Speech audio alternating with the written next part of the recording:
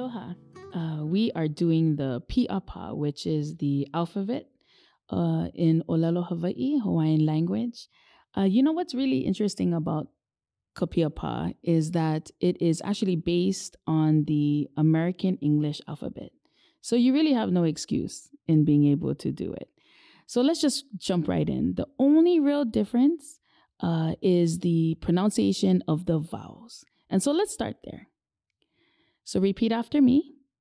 A, E, I, O, U. Let's try that again. Yeah, let's try that again. It just has that beautiful, almost sexy kind of sound to it. A, E, I, O, U. Now that's the only difference with how you pronounce English every day. And if you speak Nihongo, Espanol, Ilocano, Tagalog, even German, then this should be easy for you. So let's do the consonants. And they're very easy. Repeat after me.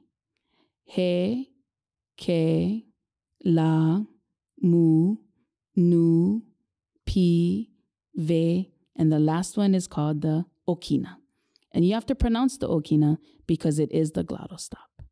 So let's try that again. We'll start with the vowels into the consonants.